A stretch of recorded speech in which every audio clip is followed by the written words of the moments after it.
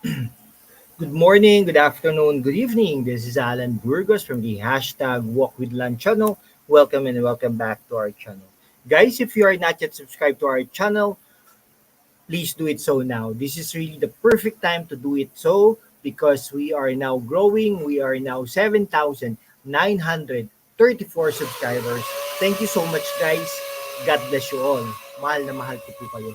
Okay, so ang pag-usapan po natin today ay yung kay ano po ano, kay yung appointment po ni um,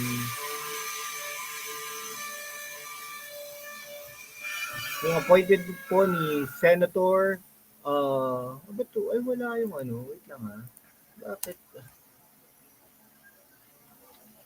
Ayun, yung appointment po ni Presidente Marcos no sa bagong DepEd secretary no. Matatandaan po natin na si Vice President Sara Duterte bilang kalihim ng DepEd ay nag-resign na po noong June 19 pa. So ang last day niya po diyan ay July 19 unless otherwise sabihin ng pangulo na mag-ano na, mag-assume na yung bagong appointment ko no. In-appoint rin kong secretary ng DepEd no kung walang iba kundi si Senator Sani Angara.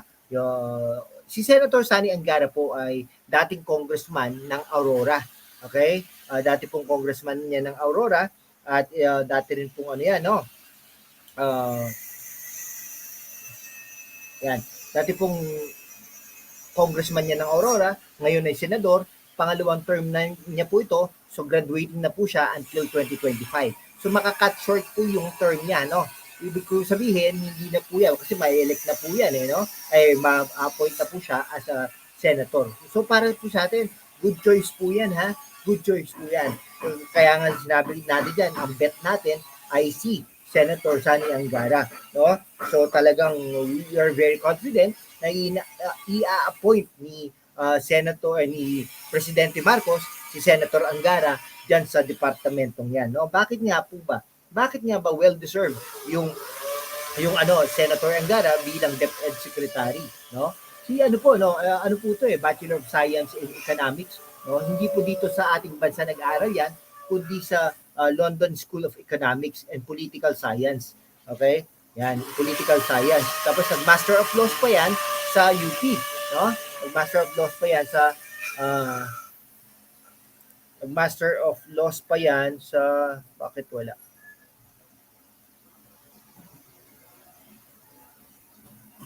Wait lang ha. Yan. Nag-Master of Laws pa yan sa UP at ayun, and nag-law degree pala from UP and Masters of Laws from Harvard Law School. Okay?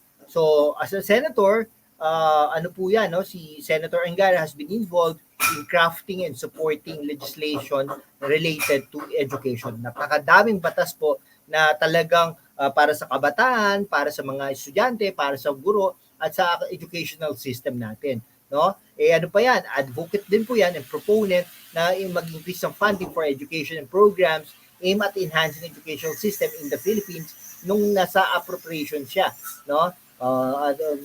Nung nasa appropriation or finance committee diyan sa Senado, no? Napakalawak ng experience niya, extensive experience in public service including his tenure as a senator and of course as a congressman sa Aurora province.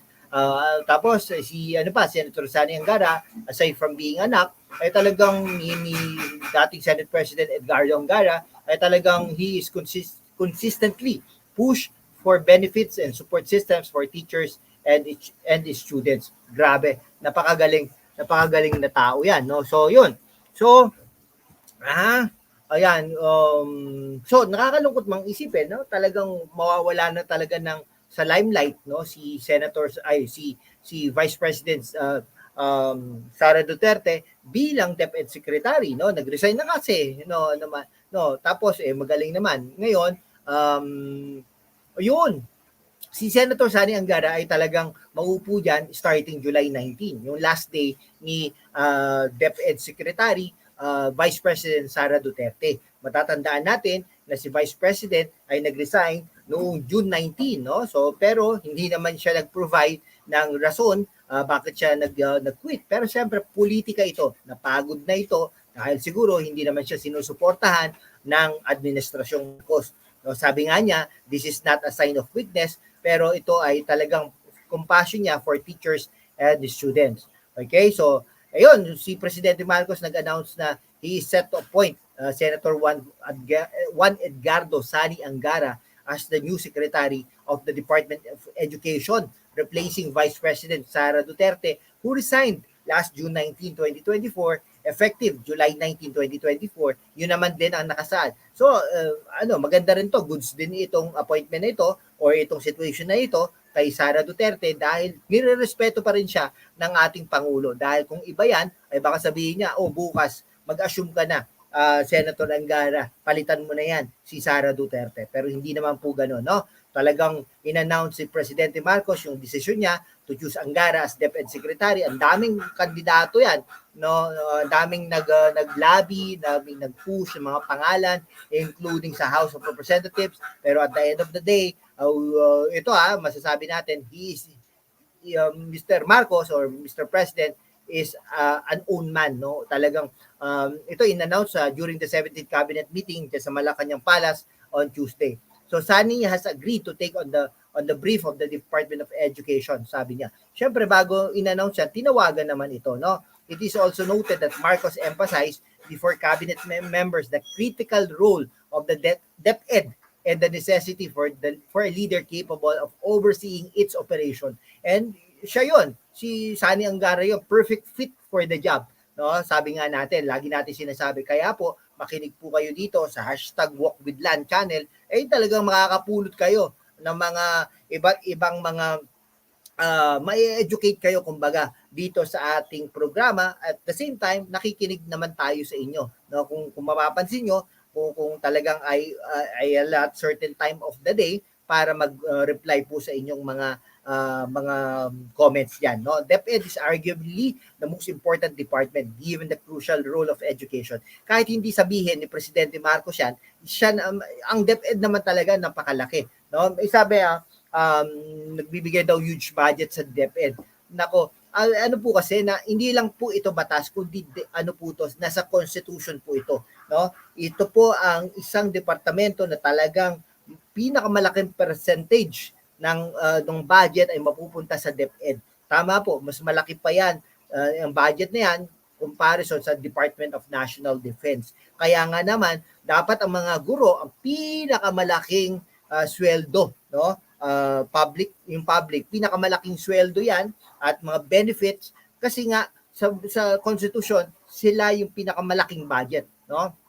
So talagang napaka-importanting departamento dahil marami kang inaano diyan no? Kung i-consider no yung mga bata, yung quality of education, kung ano yung natatanggap nila, hindi sila short change. Pero at the same time, yung mga guro, no? Tapos yung sistema pati, no? Sistema nag-i-evolve na ang sistema natin ngayon, no? So ito yung si Pangulong Bongbong Marcos ay express niya yung appreciation and gratefulness niya kay Duterte being the lead no for the past 2 years. Okay, this is really the time for us to move on for the new leadership. Goods yan, maganda yan, dahil diyan baka biglang umangat ang percentage ni Pangulong Bongbong Marcos sa mga surveys, no? So on the part of Angara naman, he expressed thanks to Marcos for his trust in picking him as the new head of DepEd. So he is committed to working with all sectors of society. Pag sinabing sectors, hindi lang po teachers, hindi lang po estudyante, stakeholders po. Kahit DPWH is one of the stakeholders kasi sila po yung nagpapatayo ng mga buildings na yan, no? Siyempre, including the predecessor, Vice President Sara Duterte. Ano naman yan magkakampi naman yan no? Sa tingin natin dahil nga po si Angara in the past, pwedeng kinukonsider din naman ni Vice President Sara Duterte na vice presidential candidate. Okay? Pero ito po ang masasabi natin after 4 years, no? Pwede po si Sani, pag ito ginawa niya ng maayos, pag ito gumanda yung ating qualifications, ang ating yung quality of education natin, no? Baka biglang mag-number 1 tayo sa buong mundo, no? Sasabihin ko sa inyo, no? Angara can be a presidential candidate, presidential yan. no? Pagdating ng 2028, no? Yan. Talagang he is looking forward to building upon her accomplishments. So ina-acknowledge naman ni Vice President ni Senator Angara yung accomplishments at saka syempre yung contribution ni Vice President Sara Duterte, no? Talaga namang education is the cornerstone of our nation's future. Product po kasi natin ng mga estudyante pag graduate sila sa ating mga institusyon. No, this is a collective effort. Pag sinabi natin collective effort, hindi lang po yung mga educators, hindi lang po yung mga teachers, hindi lang po yung learners. Kasama po diyan yung mga parents. Okay? Kasama po diyan yung mga parents, no? Talagang sinusupport, dapat suportahan natin yung mga teachers, enhancing the overall quality of education in our country. So prior to his appointment, Angara served as a senator from the 16th to the present Congress since 2013. So he chaired multiple Senate panels, including Justice, Human Rights, Finance, and Youth Committee. Hindi lang po ito naging naging chairperson ng education. Kung pwede rin si Gatchalian. Kaya lang, pag si Gatchalian, sayang yung 3 years, kumbaga. Pero pwede rin naman sana si Gatchalian kasi matagal po itong naging education committee chairperson dyan sa Senado. So, ito si Angara, katulad ng nasabi natin, may Bachelor of Science in Economics from London School of Economic and Political Science and a Bachelor of Laws from the University of the Philippines, Diliman. He also obtained his Master of Laws from Harvard University. So, kahapon lang said he's open to being the next DepEd heads offered him. Yes, open naman siya. Pero ngayon, tingnan mo, no, reality na siya ay isang ganap na sekretary na pagdating sa July 19. Congratulations, Mr. Senator. Congratulations, Attorney Edgardo Sani Angara Jr. Okay? Sige po, hanggang dito na lang po mga kaibigan ko. Maraming salamat po sa inyong lahat. Mahal ko po kayo.